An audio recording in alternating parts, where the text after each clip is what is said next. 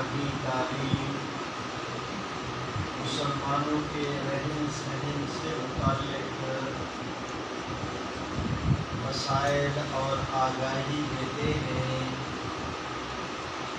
سلام کیا کرو، ہر کام کرنے سے پہلے بسم اللہ پڑھا کرو، کھانا کھانے سے پہلے ہاتھ دھویا کرو، کھانے سے فارغ ہونے کے بعد پوری کیا کرو، بڑا ملے تو اسے سلام کیا کرو، چھوٹا ملے تو اس کے ساتھ محبت کیا کرو، یہ تیرا ماں ہے، یہ تیرا باپ ہے، یہ تیری ماں ہے۔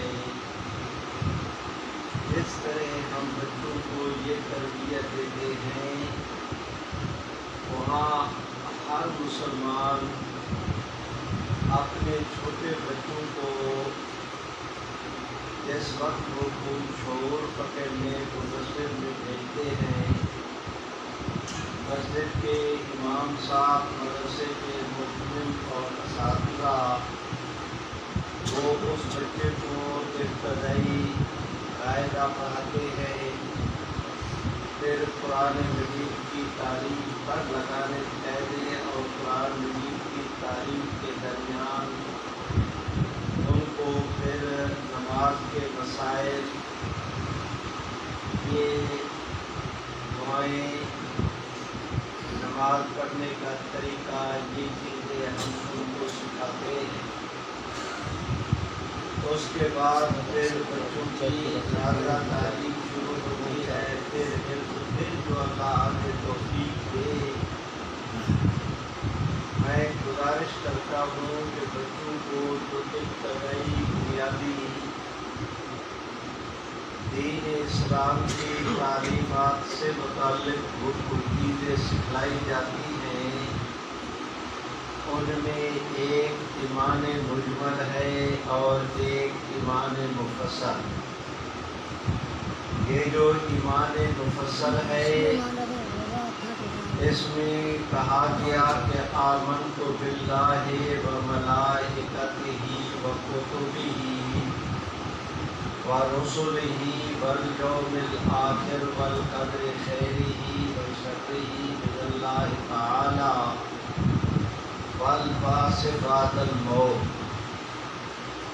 میرے بھائیوں، ان چند جملوں میں 7 بنیادی عقیدے بیان کیے گئے ہیں کہ مسلمان ہونے کے لیے ضروری ہے کہ 7 ان بنیادی عقائد کو مانتا ہو۔ اگر وہ ان بنیادی عقائد 7 عقائد میں سے کسی ایک عقیدے کے متعلق بھی اسے شک اور شبہ ہے تو وہ مسلمان نہیں۔ وہ 7 بنیادی عقائد کیا ہیں؟ کہ ایمان لایا میں اللہ پر، اس کا معنی یہ کہ آدمی جب تک اللہ رب العزت کی ذات پر ایمان نہ لائے اس وقت تک مسلمان نہیں ہو سکتا۔ مسلمان ہونے کے لیے اللہ رب العزت کو ماننا ضروری ہے۔ مسلمان ہونے کے لیے تمام آسمانی فرشتوں کو ماننا ضروری ہے۔ مسلمان ہونے کے لیے آسمانی کا لفظ بھی نہیں، تمام فرشتوں کو ماننا ضروری ہے۔ مسلمان ہونے کے لیے تمام آسمانی کتابوں کو ماننا ضروری ہے۔ مسلمان ہونے کے لیے تمام انبیاء علیہ السلام کو ماننا ضروری ہے۔ مسلمان ہونے کے لیے تقدیر کو ماننا ضروری ہے۔ مسلمان ہونے کے لیے مرنے کے بعد جی اٹھنے کو ماننا ضروری ہے، اور مسلمان ہونے کے لیے کل قیامت کے دن کو ماننا ضروری ہے۔ اگر آدمی اللہ رب العزت کو نہیں مانتا تو مسلمان نہیں، اگر اس کا فرشتوں پر ایمان نہیں تو وہ مسلمان نہیں، آسمانی کتابوں پر اگر ایمان نہیں تو وہ مسلمان نہیں، اگر وہ تقدیر کو نہیں مانتا تو مسلمان نہیں، مرنے کے بعد جی اٹھنے کو اگر نہیں مانتا تو وہ مسلمان نہیں، اور اگر کل قیامت کے دن کو نہیں مانتا تو وہ مسلمان نہیں، اور اگر وہ اللہ کے رسولوں کو نہیں مانتا تو وہ مسلمان نہیں۔ میرے بھائیوں، اللہ رب العزت کو ماننے کا معنی یہ کہ اللہ رب العزت کو اس کی ذات اور صفات میں وحدہ لا شریک مانے، کہ اللہ تعالی اپنی ذات اور صفات میں اکیلے ہیں، اس کا کوئی شریک نہیں۔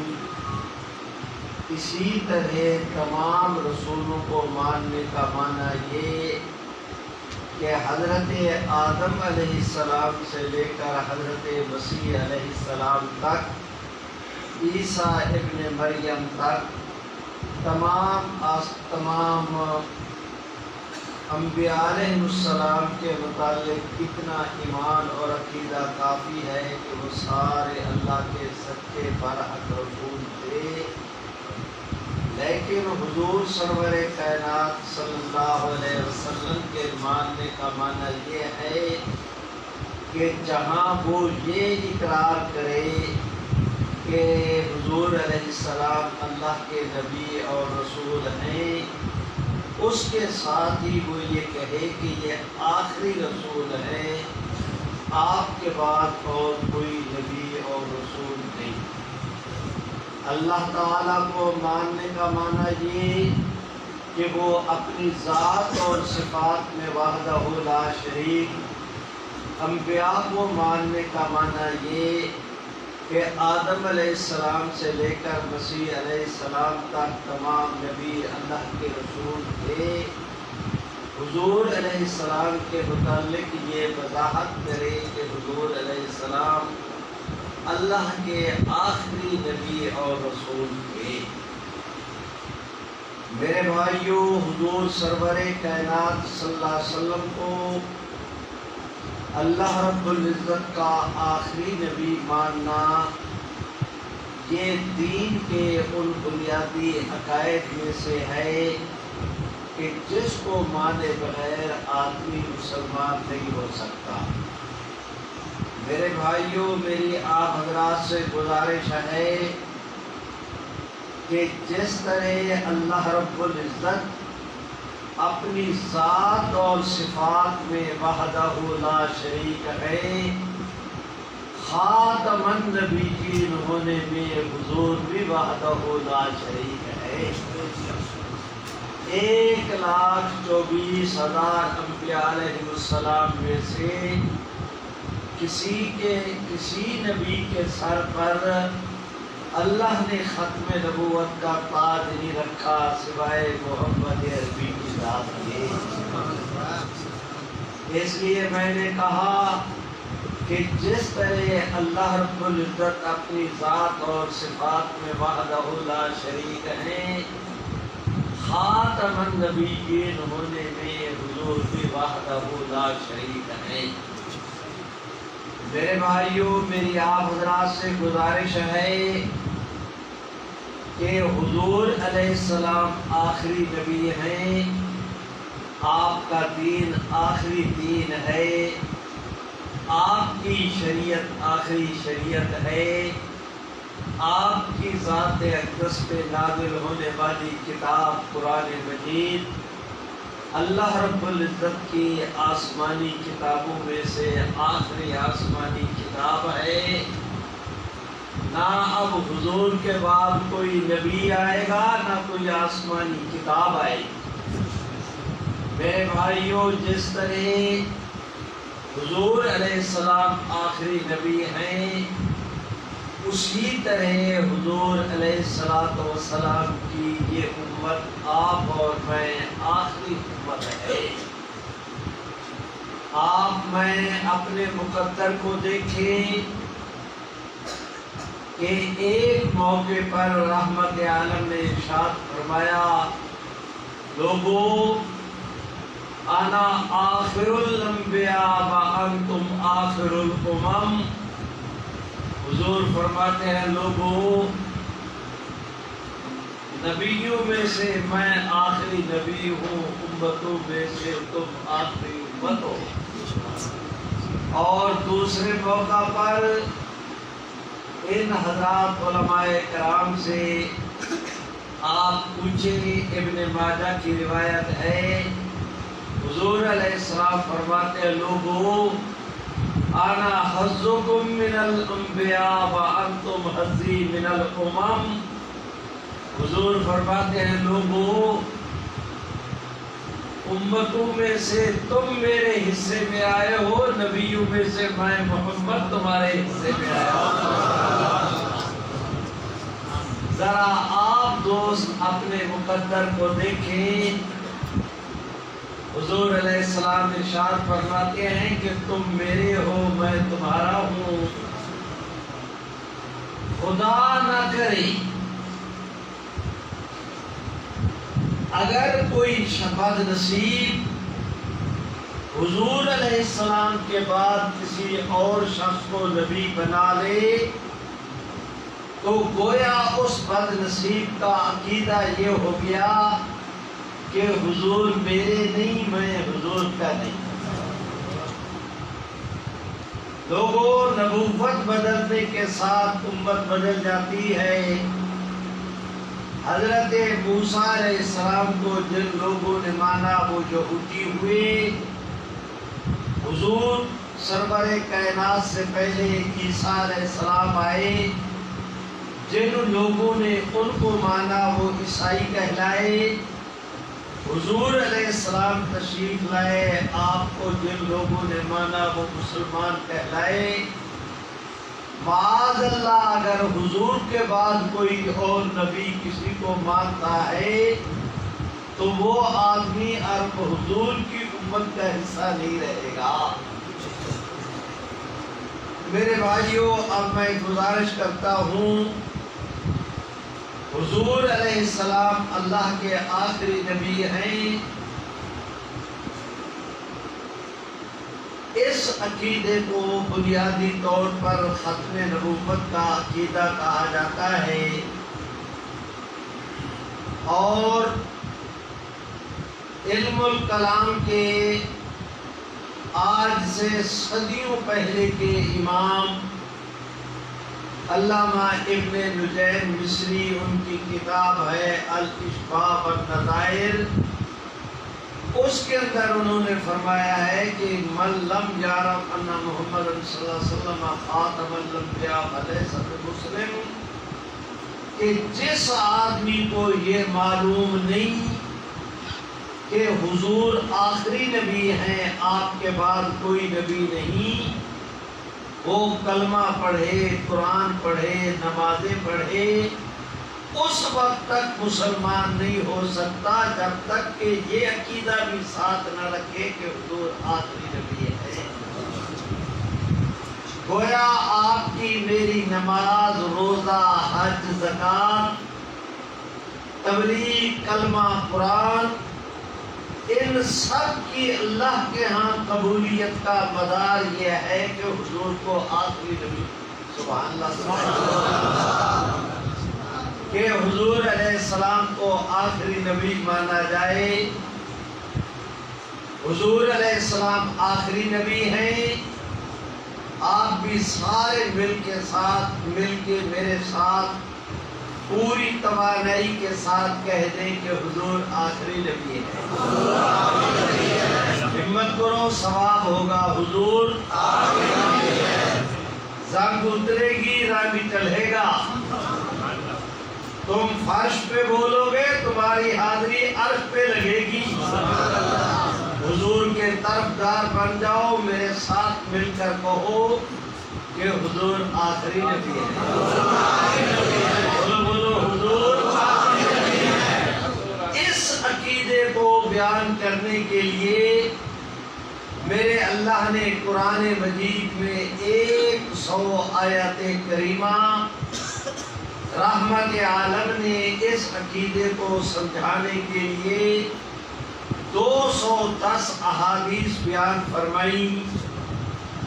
رحمت عالم کے وصال کے بعد سیدنا صدیق اکبر کے عہد خلافت میں حضور علیہ السلام کی امت کا سب سے پہلا اجماع اسی مسئلے پر منعقد ہوا کہ حضور آخری نبی ہیں، آپ کے بعد جو نبوت کا دعویٰ کرے وہ اور اس کے ماننے والے مسلمان نہیں، مسلم سوسائٹی کا، حضور کی امت کا وہ حصہ نہیں۔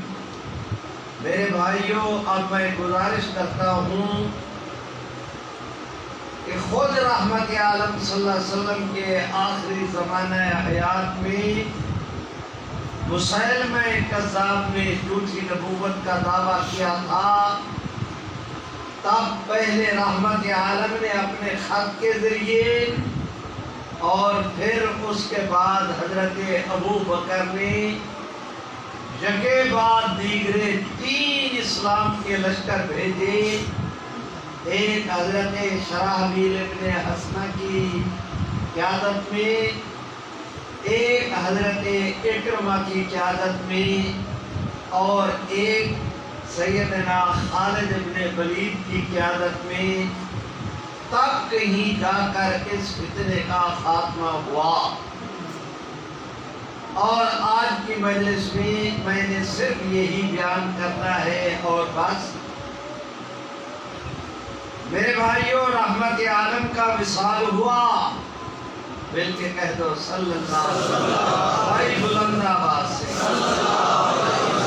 اس یقین کے ساتھ کہ آپ کی میری جہاں جہاں تک آواز جائے گی، قیامت کے دن یہ مسجد کے در و دیوار، یہ درختوں کے پتے آپ کے میرے ایمان کی گواہی دیں گے۔ جتنا محبت کے ساتھ رحمت عالم کی ذات اقدس پہ درود شریف پڑھو گے، اتنا قیامت کے دن حضور کا دیدار بھی ہوگا، قرب بھی ملے گا۔ مل کے کہہ دو میرے ساتھ صلی اللہ علیہ وسلم، اور بلند آواز۔ میرے بھائیوں، رحمت عالم کے وصال کے بعد سیدنا صدیق اکبر مسند آرائے خلافت ہوئے۔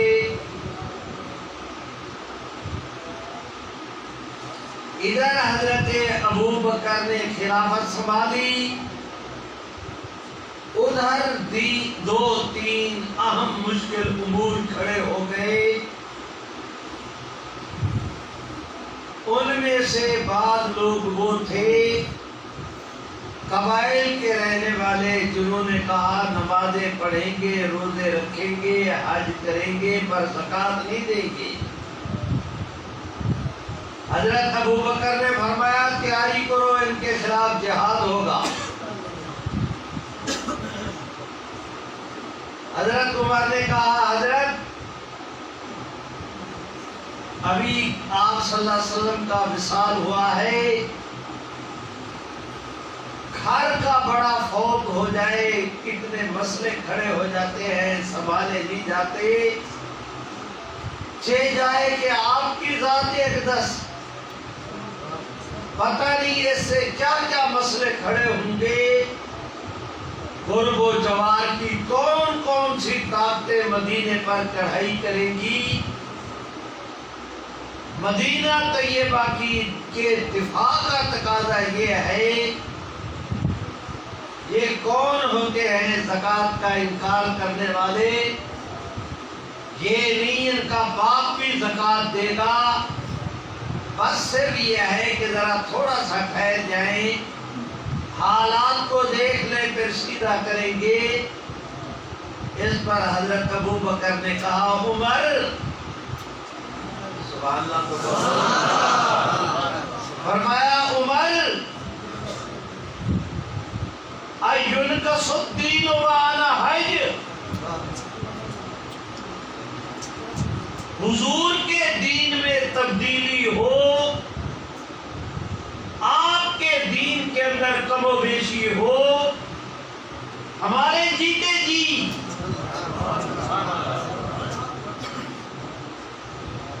یہ نہیں ہوگا. آپ بھی کہہ دو یہ نہیں ہوگا.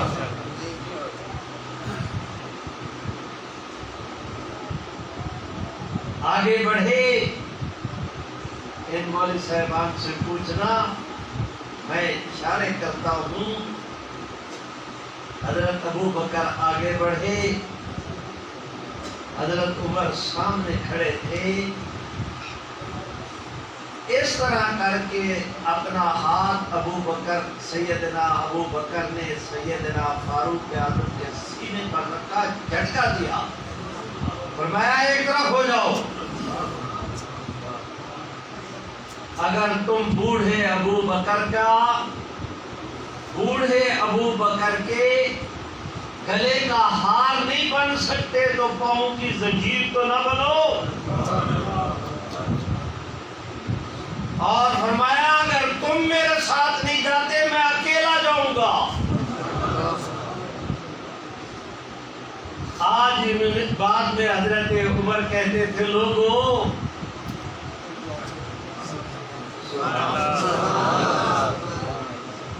تمہیں کیا پتا کہ اس دن ابو بکر نے میرے سینے پہ ہاتھ کیا رکھا؟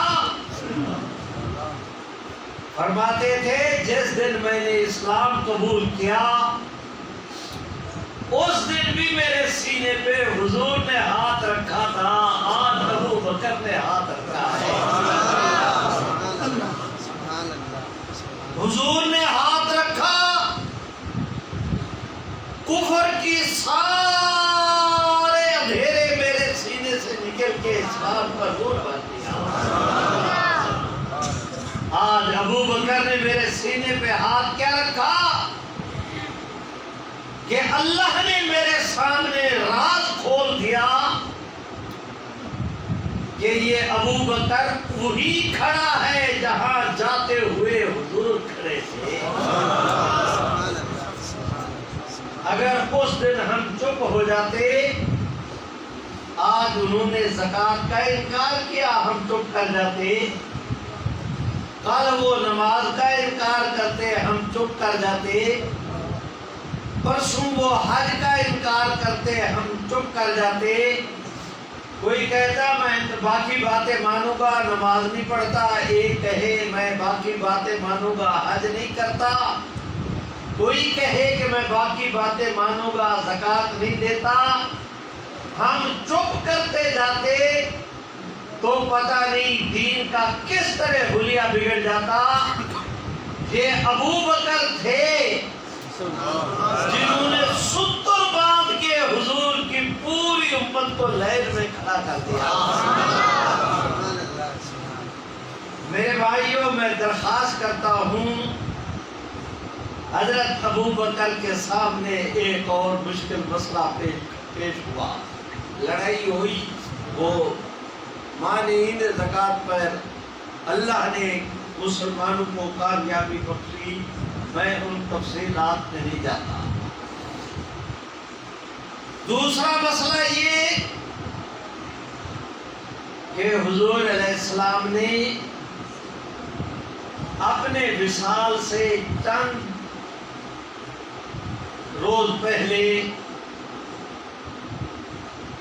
حضرت اسامہ رضی اللہ تعالیٰ عنہ کا ایک کی سربراہی میں ایک لشکر، یہ حضرت اسامہ حضرت زید کے بیٹے ہیں، اور حضرت زید یہ وہ صحابی ہیں جن کا اللہ نے نام لے کر قرآن مجید میں تذکرہ کیا ہے. پوری صحابہ کرام کی جماعت میں ان کے نام کو اللہ نے قرآن مجید فلما قضا زید قرآن مجید کا حصہ بنایا. اور ان کی والدہ کا نام ام ایمن تھا. زید کی گھر والی اسامہ کی والدہ، ان کا نام ام ایمن تھا. حضور کے والد حضرت عبداللہ کی یہ باندھی تھی. حضور علیہ السلام کی والدہ 6-7 سال کی عمر میں آپ صلی اللہ علیہ وسلم کو لے کر اپنے نان کے خاندان سے ملانے کے لیے اپنے سسرال گئینا والد اور والدہ کی طرف مدینہ طیبہ. شادی مکہ میں ہوئی، ان کے والدین مدینے میں رہتے تھے. تو حضور علیہ السلام کے ساتھ جو قافلہ چلا، ام ایمن بھی اس کے اندر شریک تھی.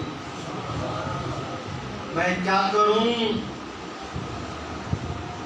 جمعے کے بیان سے پہلے خطبے سے پہلے تھوڑا وقت ہوتا ہے، اور میری عادت نہیں کہ بیان کی وجہ سے نماز میں تاخیر کی جائے. آپ کے امام خطیب صاحب نے جتنا وقت کہہ دیا میں اس پر ہی انشاءاللہ بات پوری کروں گا. اب میری درخواست سنیں. واپسی پر، مدینہ سے واپسی پر حضور کی والدہ کا ابوا کے مقام پر انتقال ہوا. حضور علیہ السلام کی عمر ایک روایت کے مطابق 6 سال، ایک روایت کے مطابق 9 سال. چھوٹے معصوم صاحبزادے،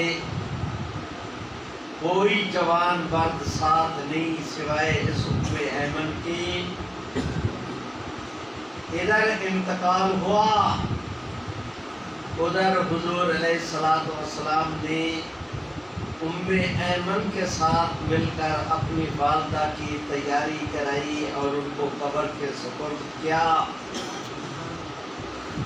ام ایمن کہتی ہیں کہ حضور اس وقت والدہ کو قبر میں لٹا بھی رہے تھے اور رو بھی رہے تھے.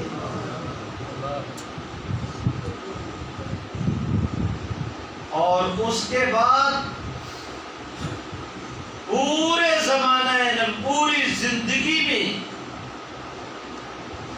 جب مکہ سے مدینہ، مدینہ سے مکہ حضور کا اس راستے سے سفر ہوا، والدہ کی قبر مبارک پر حاضری دیے بغیر حضور وہاں سے نہیں گزرتے تھے. اور صحابہ کہتے ہیں کہ حضور علیہ السلام جس وقت اپنی والدہ کی قبر مبارک پر جاتے تھے، زبان دعائیں کر رہی ہوتی تھی، آنکھیں آنسو برسا رہی ہوتی تھی.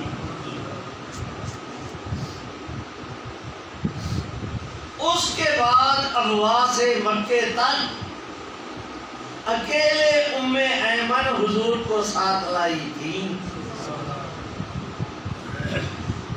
یہ مکہ میں رہتی تھی. آگے چل کر حضور نے ہجرت کی. آپ مدینہ طیبہ میں ایک دن ام ایمن آئی نا حضرت عائشہ کے گھر میں. اب حضرت عائشہ کو پتہ نہیں کہ یہ خاتون کون ہے.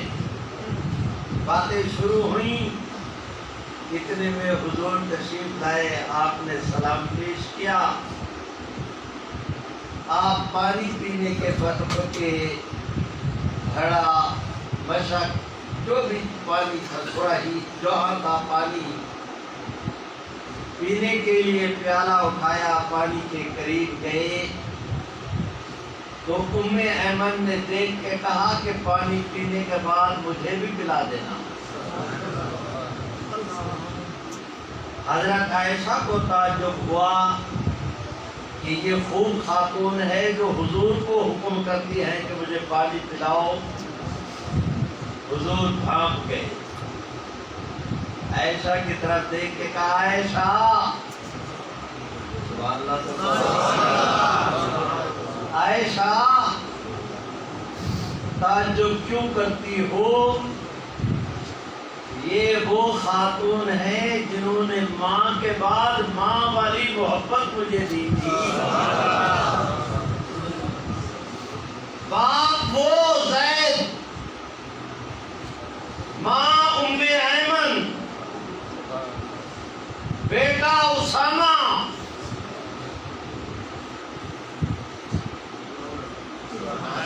میرے بھائیوں میں درخواست کرتا ہوں، وصال سے پہلے حضور نے فرمایا اسامہ لشکر لے کر جاؤ،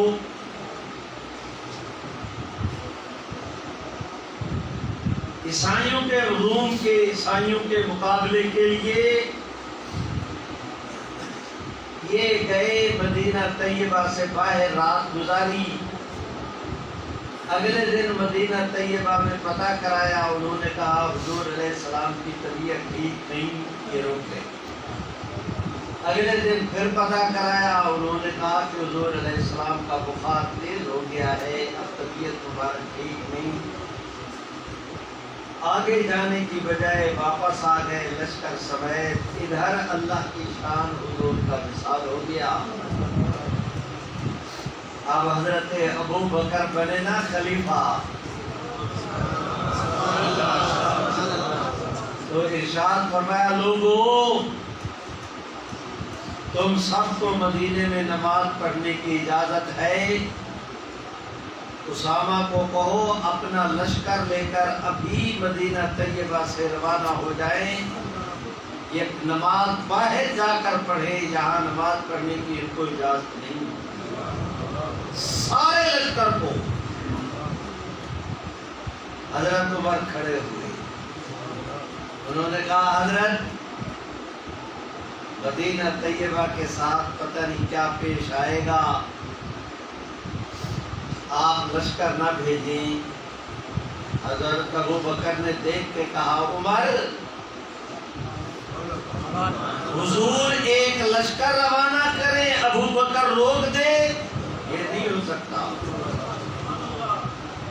وہ پھر کھڑے ہوئے، انہوں نے کہا حضرت اگر لشکر بھیجنا ہے، اسامہ چھوٹی عمر کے ہیں، خود حضرت اسامہ نے حضرت عمر سے کہا تھا کہ حضرت تبدیل کر دیں، یہ چھوٹی عمر کے ہیں، بڑے صحابہ میں سے کسی کو آپ ان کا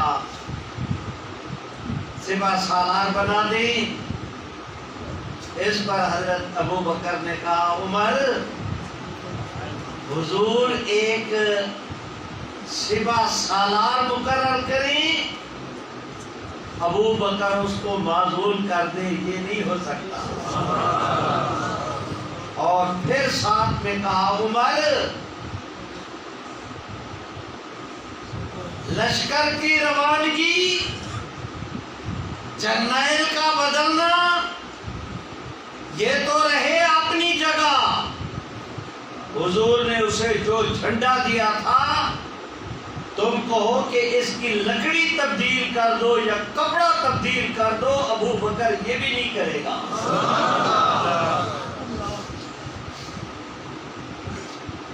تیسرا مسئلہ پیش آیا، مسلمہ نے جھوٹی نبوت کا دعویٰ کیا ہے،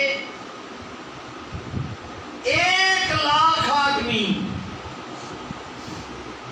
صحابہ کی تعداد 1,24,000، مسلمہ کے ماننے والوں کی خیر القرون کے زمانہ میں 6 ہفتے میں 1,00,000 تعداد ہو گئی۔ صرف مسلمان صحابہ کے ساتھ 19-20 کا فرق رہ گیا۔ حضرت ابو بکر نے کہا میاں تیاری کرو، جہاد کریں گے۔ ایک لشکر مانی نے زکوٰۃ کے مقابلے میں بھیجا، ایک لشکر اسامہ کی سربراہی میں بھیجا، اب تیسرا لشکر تھا۔ اس پر حضرت عمر نے یہ نہیں کہا کہ حضرت نہ کھڑے ہوئے، کہا حضرت میرا نام بھی لکھیں، میرے بیٹے کا نام بھی لکھیں، میرے بھائی کا نام بھی لکھیں۔ حضرت اکرمہ کی سربراہی میں لشکر بھیجا گیا۔ جس وقت وہ جانے لگے تو حضرت ابو بکر نے کہا کہ اکرمہ مسلمہ کے مقابلے میں جا کر بورچہ سنبھالو، لڑائی نہ لڑنا جب تک میری طرف سے تمہیں اجازت نہ آئے۔ حضرت اکرمہ گئے، ادھر مسلمہ کا لشکر، ادھر حضرت اکرمہ کا۔ مسیلمہ کے پاس 40,000 سے زیادہ آدمی اور ان کے پاس صرف 3,000 4 بس. اس نے دیکھا آج یہ تھوڑے ہیں کل زیادہ نہ ہو جائیں. ویسے بھی وہ نشے میں چور اس نے شرارت کی. صحابہ نے تلوار سنبھالی, لڑائی ہوئی, صحابہ پر شکست ہو گئی. حضرت اکرمہ نے حضرت ابو بکر کو خط لکھا کہ حضرت معافی چاہتا ہوں لیکن میرا قصور کوئی نہیں. آپ نے کہا تھا جنگ نہیں کرنی, ہمارا بھی ارادہ نہیں تھا, لیکن تقدیر کو کون ٹال سکتا ہے. انہوں نے شرارت کی, ہم آگے بڑھے, لڑائی ہوئی, ہمیں شکست ہو گئی. حضرت ابو بکر نے خط پڑھا,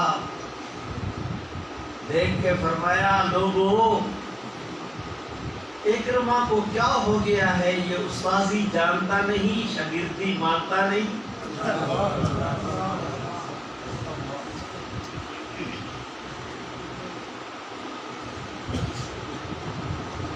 تیاری کرو اپنے ساتھی کی مدد کے لیے. 4,000 کا اور لشکر تیار ہوا. شرحبیل ابن حسنہ سے کہا تم جاؤ اپنے ساتھی کی مدد کرو, جو زخمی ہیں ان کا علاج کرو, ان کے حوصلے بلند کرو, لیکن لڑائی نہ لڑنا. یہ گئے, ان سے پوچھا, اب دشمن تو فتح کے نشے میں تھا, اس نے شرارت کی, صحابہ غصے میں تھے, پھر لڑائی ہوئی, دوبارہ شکست ہو. جب دوبارہ شکست ہوئی, حضرت شرحبیل ابن حسنہ نے حضرت ابو بکر کو خط لکھا, حضرت آپ نے اکرمہ کو بھی روکا تھا, آپ نے مجھے بھی روکا, ان سے بھی لڑائی ہو گئی, مجھ سے بھی ہو گئی, لیکن میں بے قصور ہوں, یہ تقدیر کا فیصلہ تھا, ہم روک نہیں سکے. حضرت ابو بکر کو خط ملا, خط پڑھتے ہیں, اس طرح مکہ بنا کے اپنی قبر پر باندھتے ہیں, فرماتے ہیں لوگوں میں تمہیں بتا نہیں سکتا کہ شرحبیل ابن حسنہ کے اس خط نے ابو بکر کی قبر کس طرح ٹیڑھی کر دی ہے. اب تیسرا لشکر یہاں سے بھیجنے کی پوزیشن نہیں تھی. فرمایا کوئی ہے جوان جو بوڑھے ابو بکر کی مدد کرے. ایک 30 سال کا نوجوان جب مارا کھڑا ہوا, حضرت میں حاضر ہوں. فرمایا بیٹا تم جاؤ, گھوڑے پہ کاٹھی رکھو, گھر میں کچھ پکا ہو تو ساتھ لے لینا, ورنہ انتظار نہ کرنا, تم آؤ تیاری کر کے گھوڑے کو لے کر میں خط لکھتا ہوں. اتنے میں حضرت ابو بکر نے حضرت خالد کے نام خط لکھا. اس نے کہا بھائی خالد, میں نے اکرمہ کو بھیجا, روکا تھا لیکن لڑائی ہو گئی. میں نے شرحبیل ابن حسنہ کو بھیجا تھا, روکا تھا لیکن لڑائی ہو گئی. وہ شکست خوردہ ہیں. جب میرا تمہیں خط ملے, لیٹے ہوئے ہوں تو بیٹھ جائیں, بیٹھے ہیں تو کھڑے ہو جائیں, کھڑے ہیں تو چل پڑیں. لشکر کے 2 حصے کریں, اللہ کا نام لے کر ایک حصے کو کہیں یہی رہے, تاکہ یہ مورچہ خالی نہ ہو, دشمن کو موقع نہ ملے. آدھے لشکر کو لے کر روانہ ہو جائیں. اب میں تمہیں یہ نہیں کہتا کہ تم وہاں پہنچ کر میری حکم کی انتظار کرنا، تمہیں اجازت ہے ان دونوں کو بھی ساتھ لو، خود بھی چلو، ہمت کرو، آگے بڑھو، رب کی رحمت تمہارے ساتھ ہوگی، ابو بکر کی دعائیں تمہارے ساتھ۔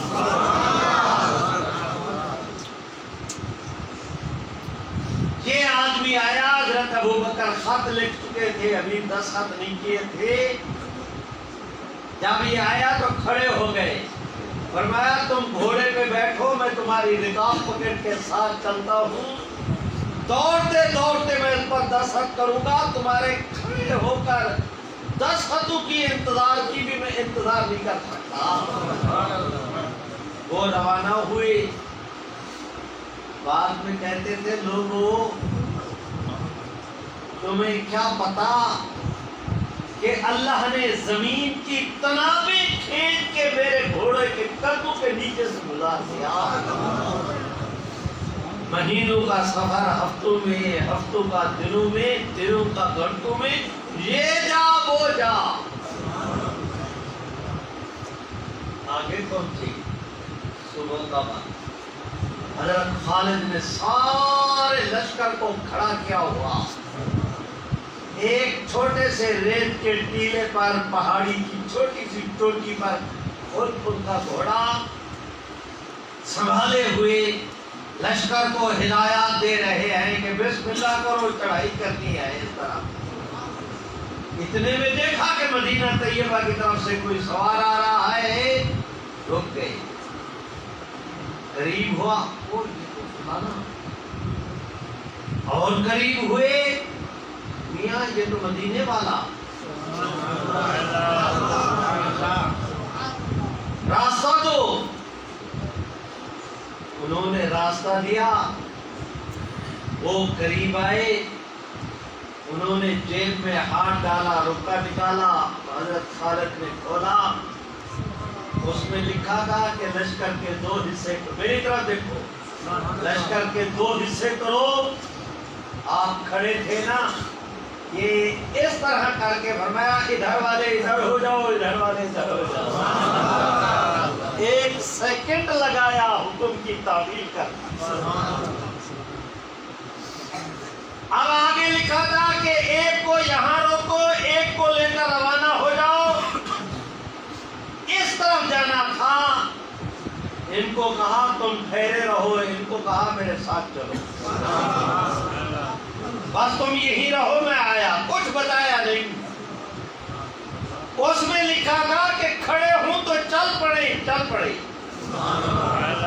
لشکر کے ساتھ منٹوں سیکنڈوں میں وہاں پہنچے، اکرمہ کو بلایا، شراحبیل ابن حسنہ کو بلایا، سبحان اللہ، زور سے کیا ہوا؟ انہوں نے کہا 40,000 آدمی ہے، 40، اب کچھ اور بھی آ گئے ہیں فتح کا سن کر، کڑیاں جوان پاؤں میں زنجیریں پہن کر آتے ہیں کہ کہیں ہلے جلے نہیں، کھڑے ہو کر ٹک کے مقابلہ کریں، اتنے دیو قامت کے تلواریں چلانے کے بادشاہ جو سامنے آئے گاجر مولی کی طرح کاٹتے ہیں۔ حضرت خالد نے سنا، فرمایا اچھا تم سو جاؤ، سویرے اللہ کو منظور ہے تو انشاءاللہ چلیں گے۔ ادھر اذان کا وقت ہوا، اذان ہوئی، نماز پڑھی، اب تینوں لشکر کٹھے، حضرت سبحان حضرت خالد کھڑے ہوئے، پورے لشکر میں سے اس طرح اشارہ کر کے کہا تم سارے سامنے پہاڑ کی چوٹی پر چلے جاؤ، فتح و شکست ان سے تمہیں کوئی دلچسپی نہیں، 1 بجے کے بعد تم نے میدان میں آنا ہے۔ اس طرح اشارہ کیا، فرمایا تم سارے وہ اس اس پہاڑ کے پیچھے چلے جاؤ، فتح و شکست تمہیں اس سے دلچسپی نہیں، ہمارے ٹکڑے بھی ہو جائے تمہیں آنے کی اجازت نہیں، تم نے 3 بجے میدان میں آنا ہے۔ یہ جو درمیان کا حصہ بچا، کھڑے ہوئے، فرمایا گبرو ادھر آ جا، لال ٹوپی والے، وہ پیلے رومال والے، وہ میاں کو ساملا ادھر آ۔ 70 آدمیوں کا انتخاب کیا، ان کو کہا جدھر میں ادھر تم، 70 کو کہا، باقیوں کو کہا بسم اللہ کرو۔ لڑائی شروع ہوئی۔ اب وہ دشمن چھن چھن کرتا ہوا آیا میدان میں، اللہ کا نام لیا، صحابہ بھی آگے بڑھے، گھمسان کی جنگ شروع ہوئی۔ حضرت خالد نے 70 آدمیوں کو ساتھ لیا، اوپر سے ہو کر پچھلی طرف سے آ کر دشمن پر حملہ کیا۔ ان کا رخ ادھر، اب پیچھے بھی صحابہ بنایا ان کو سینڈوچ، ادھر سے یہ بڑھے ادھر سے وہ، مار مار کے پاگل کیا، لیکن وہ بھی میدان کے اندر رہا۔ تھوڑی دیر گزری، حضرت خالد نے ان 70 کو ساتھ لیا، ادھر آئے، ادھر سے دشمن پر حملہ کیا، پہلو بدل بدل کر 1 بجے تک دشمن کو مصروف رکھا۔ اس کے چھکے تو چھوٹ گئے لیکن میدان نہیں چھوڑا اس نے بھی۔ لوگوں، وجہ ایک، اترا لشکر اسلام کا پہاڑ سے نعرے لگاتا ہوا، جھنڈے لگاتا ہوا، نعرے تکبیر، تاج و تخت ختم نبوت، تاج و تخت ختم نبوت، شہدائے ختم نبوت۔ درخواست کرتا ہوں، اب دشمن نے جس وقت دیکھا، صحابہ تو بھول چکے تھے، اب یاد آیا، اوہو اچھا مدد آ گئی، ان کے حوصلے بلند ہوئے، دشمن کے چھکے چھوٹے۔ اب دونوں لشکروں نے مل کر جو ان کا رگڑا لگایا،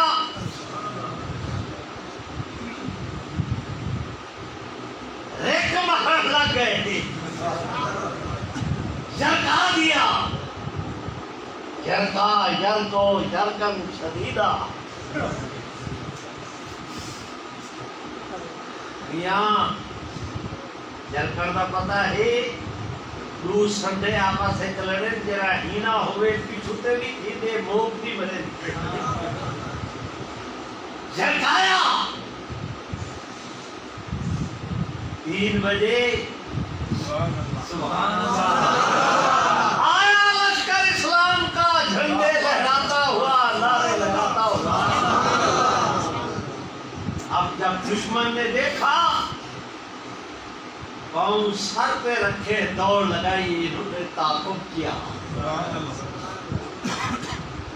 ایک باغ تھا، اس کا نام تھا حدیقۃ الرحمن، اس نے رکھا ہوا تھا، دوڑ کر اس نے گیا، اس کے دروازے بند کیے، کوہ قامت اس کی دیواریں، لوہے کا دروازہ،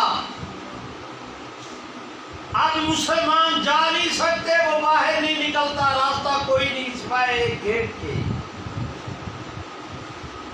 گیٹ اتنا وزنی، اتنا مضبوط کہ کوئی توڑ نہیں سکتا، توڑے یہ گیٹ کے سامنے اتنے آدمی ہوں گے، وہ پورا بھرا ہوا باغ جگدم ٹوٹ پڑے تو کباڑا ہو جائے گا۔ ایک صحابی آئے، حضرت خالد سے کہا، خالد، زور سے کہو یا خالد، 2-3 ساتھیوں کو کہو کسی طرح اٹھا کے مجھے دیوار کے اندر باغ میں پھینک دے، دروازہ کھولنا میرے ذمہ رہا، اکیلا۔ خالد نے کہا کا بندہ خدا وہ ہزاروں تم ایک، تمہیں ان کے سامنے بھیجنے کا معنی یہ کہ تمہارے موت کی میں ذمہ داری لوں، میں نہیں کرتا۔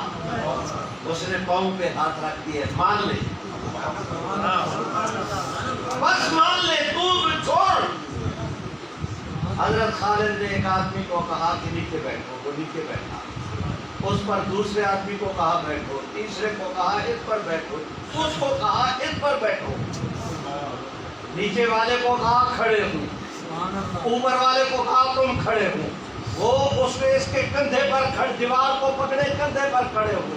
اب 3 آدمی، چوتھا اوپر دروازے پر دیوار تک اس کا ہاتھ پہنچ گیا، اس نے مارا جمپ، اچانک وہ سارے زخموں سے چور چور مرے ہوئے، ان کا وہم و گمان بھی نہیں تھا ایسے ہوگا۔ اس نے مارا جمپ، نیچے گیا، دھڑام سے وہ اٹھے، ان کے اٹھتے اٹھتے انہوں نے اپنے آپ کو سنبھالا، تلوار ہاتھ میں لی، جو آتے گئے کاٹتے گئے، جیسے کیسے پہنچے دروازے پر، ماری تلوار، ٹوٹا تالا پھینکا، اپنا پیر اس کے حصے کیے، اسے کھولا، بچ کر داخل ہوا۔ نعرے لگاتا ہوا، جھنڈے لہراتا ہوا، یوں کر کے صحابہ کرام نے اس جھوٹے مدعی نبوت کا قلع کما کیا تھا۔ معافی چاہتا ہوں، واقعہ تو پورا ہو گیا، اب نتیجے بیان کرنے کی اجازت دے دو، 2-3 منٹ میں پھر نماز پڑھتے ہیں۔ وہ دن جائے، آج کا دن آئے، کائنات کے کسی اسلامی ملک میں جب کبھی کسی جھوٹے شخص نے نبوت کا دعویٰ کیا، اگر اسلام کی حکومت تھی تو 1 منٹ ضائع کیے بغیر 1400 سال تک امت نے، اسلامی حکومت نے صدیق کی سنت پر عمل کیا۔ ہمارے بر صغیر پاک و ہند میں پاکستان بننے سے پہلے یہاں پر انگریز کی حکومت تھی، اسلام کی حکومت نہیں تھی، کافر کی حکومت تھی۔ مرزا قادیانی نے جھوٹی نبوت کا دعویٰ کیا، مولانا رشید احمد گنگوہی،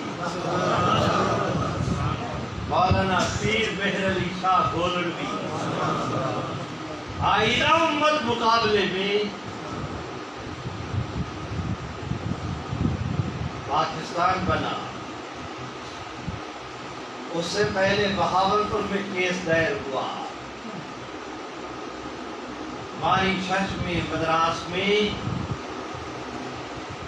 امت حکومت انگریز کی تھی، امت جہاد تو نہیں کر سکتی تھی، جہاد تو اسلامی حکومت نے کرنا تھا، وہ ہے نہیں، لیکن امت نے حضور کی ختم نبوت سے غفلت نہیں برتی، 1 منٹ کی بھی۔ اس نے مناظرے کا کہا، یہ مناظرے کے لیے آئے، اس نے لٹریچر چھاپا، انہوں نے مقابلے میں کتابیں چھاپی، اس نے 1 چھاپی، امت نے مقابلے میں 10 چھاپی۔ اس نے 1 جلسہ کیا، مسلمانوں نے اس کے مقابلے میں 10 گنا بڑا اجتماع کیا، جوتے کی نوک پہ رکھا۔ اسے انگریز کی طاقت کا ناز تھا، انہیں محمد کے غلام ہونے کا ناز تھا۔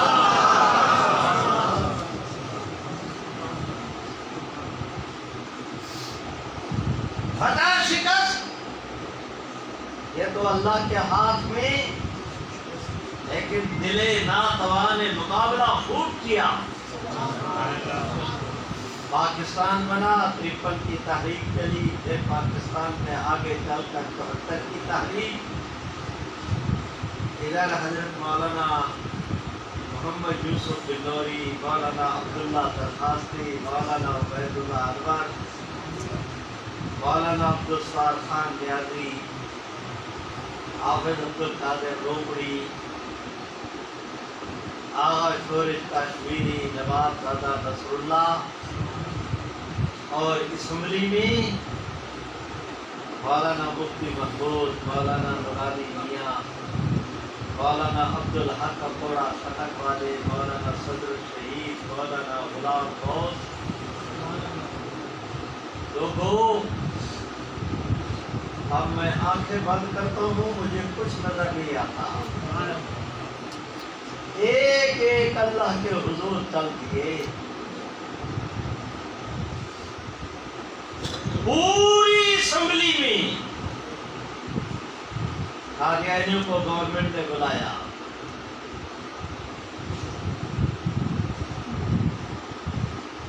گیارہ دن مرزا ناصر احمد پر، 2 دن لاہوری گروپ پر جرا ہوئی، پھر اسمبلی کے ممبران کے بیانات شروع ہوئے، 96 گھنٹے قادیانی مسئلے پر گفتگو ہوئی، 96 گھنٹے، 2 مہینے۔ آج 7 ستمبر ہے، فیصلے کا دن۔ بھٹو مرحوم نے سارے ملک کے ڈی سی صاحبان کو کہہ کر قومی اسمبلی کے سارے ممبران کی حاضری کو یقینی بنایا، جس طرح تم اللہ کے گھر میں جمع ہو، تمہارے چہروں پر خوشی کے اثرات آئے۔ اس دن اسمبلی کی ایک سیٹ ایسی نہیں تھی جو خالی ہو۔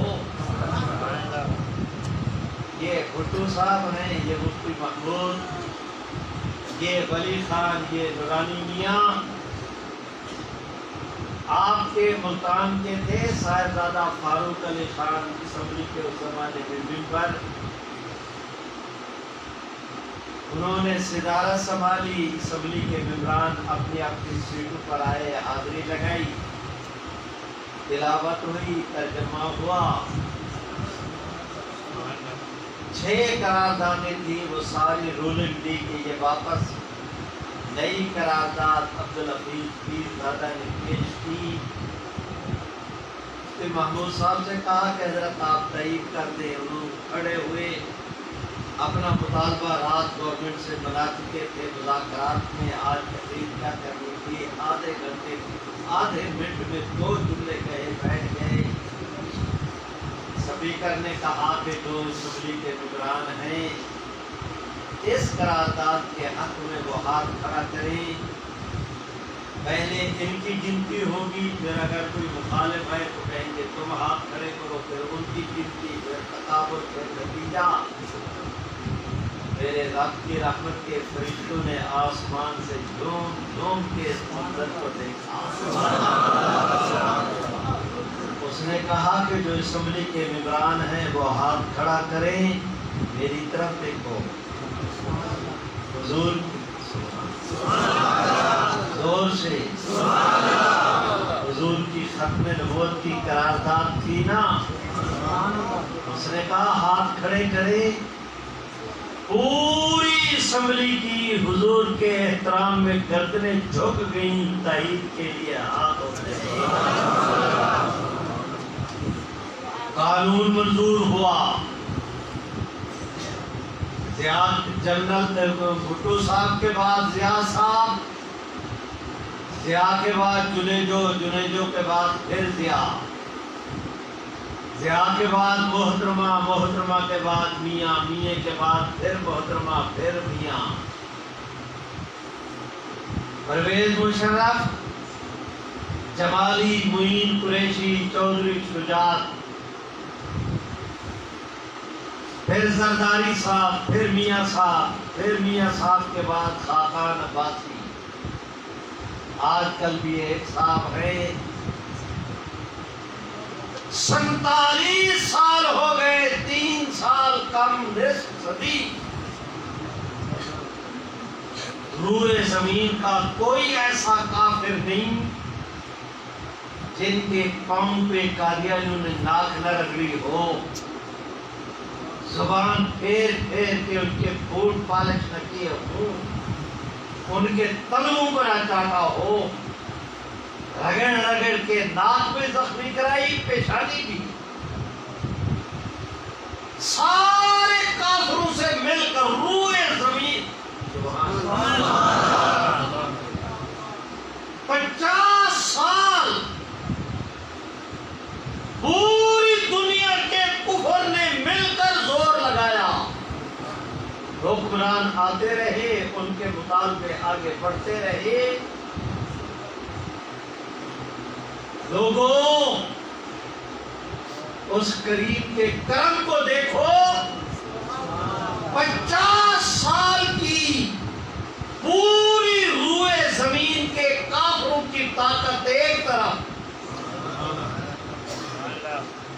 اللہ کے کرم کو دیکھو، عام لوگوں کے ایمان کے صدقے میں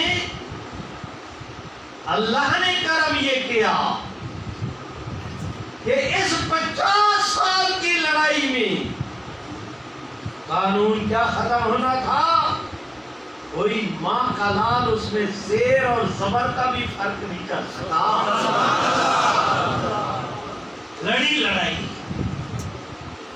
ایک ایک مرحلے پہ لڑی، ایک ایک سانس پہ لڑی، ادھر فتنہ اٹھا ادھر کھڑے ہو۔ سبحان اللہ۔ ہم مسکینوں کے مرنے کے بعد تمہیں یہ باتیں سنانے والا بھی کوئی نہیں ملے گا۔ لوگ جگ بیتی سنائیں گے، میں آپ بیتی سنا رہا ہوں۔ کبھی اس عدالت میں، کبھی اس عدالت میں، چاروں ہائی کورٹوں میں پورے ملک کے اندر دیوانوں کی طرح پھرتے تھے۔ آج وہ تحریک، کل وہ تحریک، آج ریاض صاحب ناراض ہیں، آج جنید جو نہیں مانتا، آج سرداری بگڑا ہوا ہے، آج نواز شریف صاحب کے کا موڈ خراب ہے، لیکن ہم بھی لگے رہے۔ سبحان اللہ کو کہو۔ آج آپ کی مجلس میں کہتا ہوں، اس 50 سالہ لڑائی میں تمہارے اس خطے میں کفر ہارا ہے، اسلام جیتا ہے۔ تکبیر، اسلام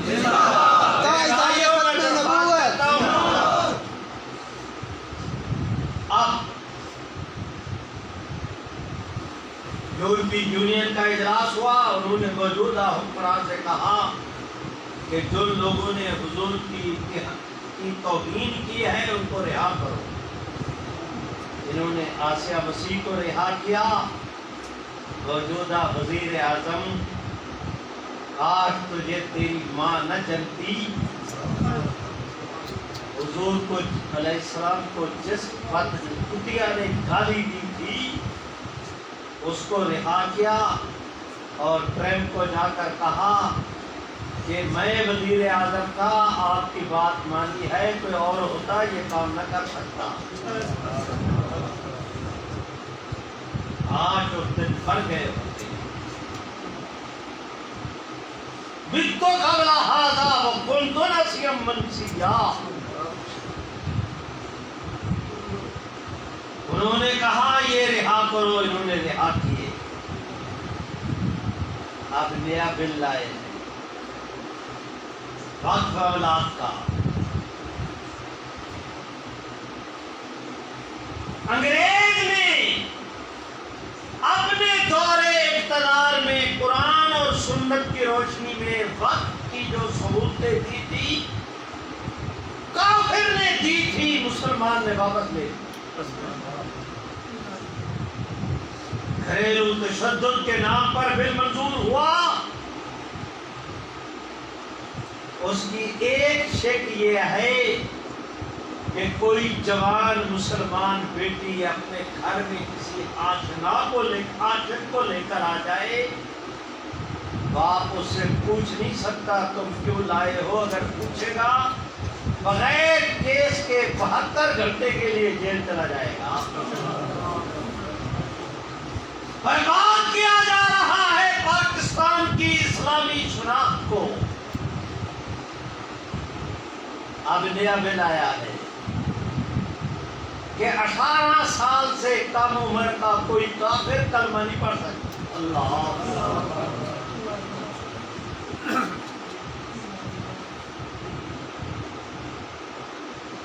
جوان ماں باپ مسلمان ہو جائے، اولاد اس کی مسلمان نہیں ہو سکتی.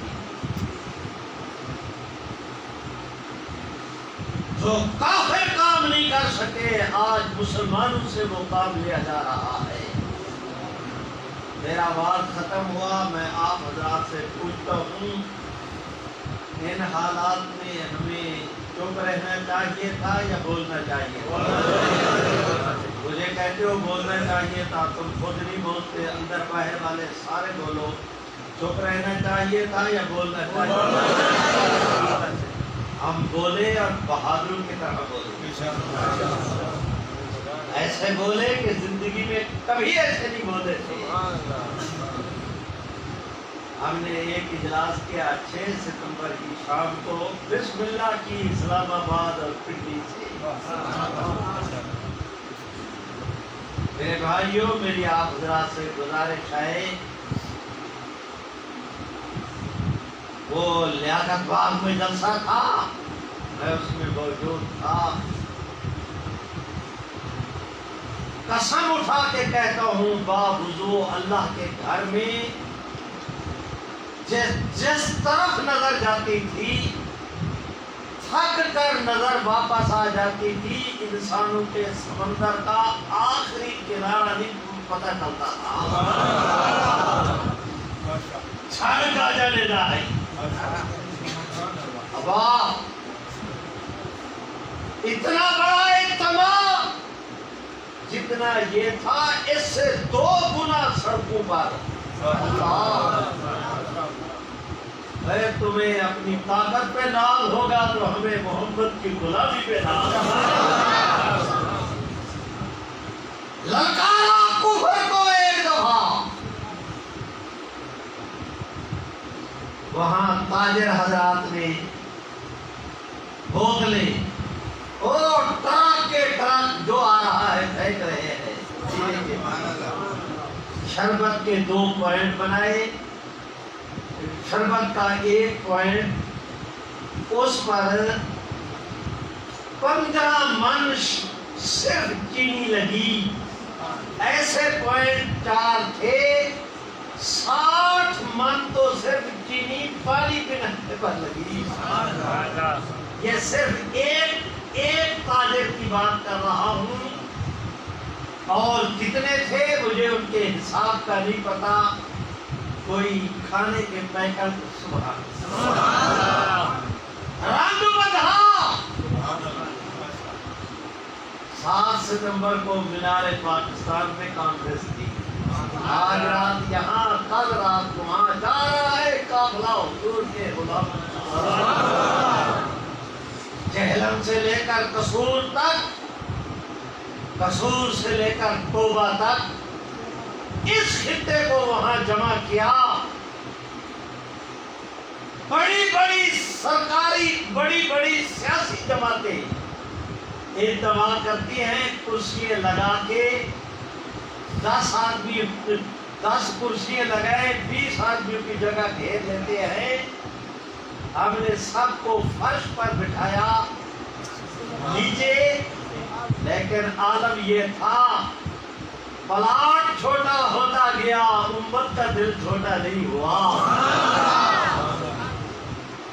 عصر کی نماز سے رات کے سبحان اور اب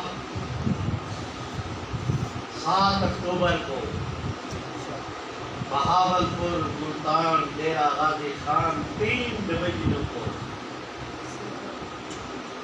قلعہ پونا قاسم باغ کے سٹیڈیم میں. وہ سٹیڈیم اتنا ہے کہ لاکھوں کے بغیر اس ظالم کا پیٹ نہیں بھرتا. وہاں پر کا اعلان کیا، پچھلے سال کیا تھا.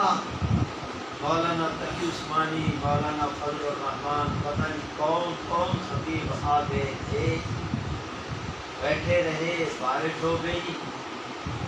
اب تقدیر کے سامنے تو نہ تقدیر کے سامنے تو نہ اکرما کی چلی تھی نہ شراب میرے سونے رب دا سونا امر ہے نبوی دعا دا اور 7 اکتوبر کو کیا اعلان کیا 12 ستمبر کو ہم نے دکان دفتر کے اندر اجلاس رکھا صرف علماء سے کہا کہ آپ آئے 3 کنال کی ہماری مسجد اور دفتر ہے سارا اللہ نے بھر دیا اگر یہ تیاری کے لیے یہ عالم ہے خطیبوں کا اساتذہ اور علماء کا تو اب پبلک کتنی آئے گی آپ خود اندازہ کر لیں میں آج آپ دوستوں کی خدمت میں آیا نہیں ہوں اللہ نے کرم کیا مجھے بھیجا گیا میرے تو وہم و گمان میں بھی نہیں تھا کہ یہ جمعہ میں نے آج آپ کے ہاں پڑھنا ہے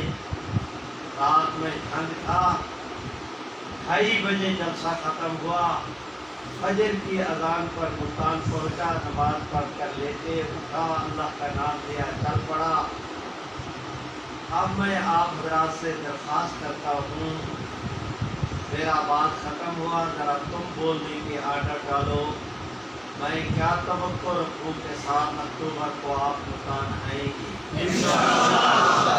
ڈھیلے ڈھیلے بھی نہیں بنگے بنگے بھی نہیں ہاتھ بھی سیدھے اور زبان سے بھی زور سے گئے آئیں گے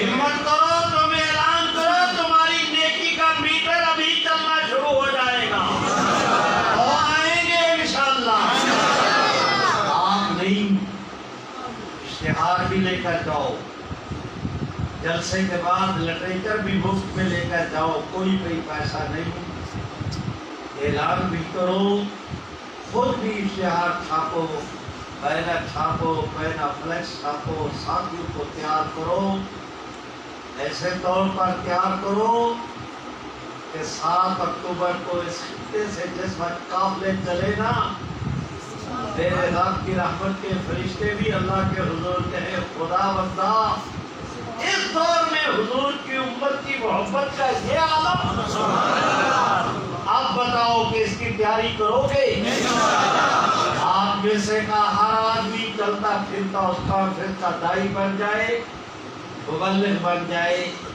اس کام کو اپنا کام سمجھو یہ کسی کی کانفرنس نہیں تم اس کے میزبان ہو آگے بڑھو اس یقین کے ساتھ کہ اس کام کی خاطر تم 1 قدم آگے بڑھو گے تو رب کی رحمت 10 قدم آگے بڑھ کے تمہیں سینے سے لگائے گی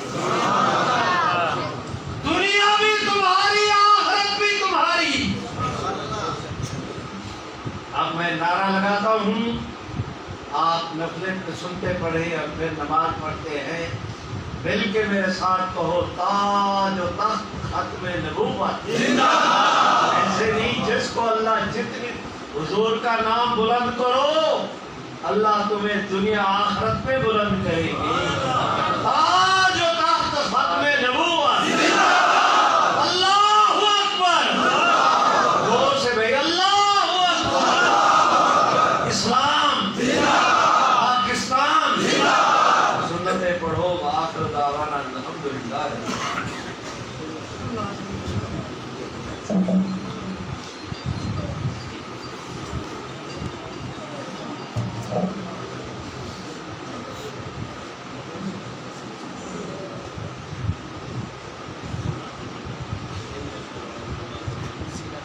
نہیں بھائی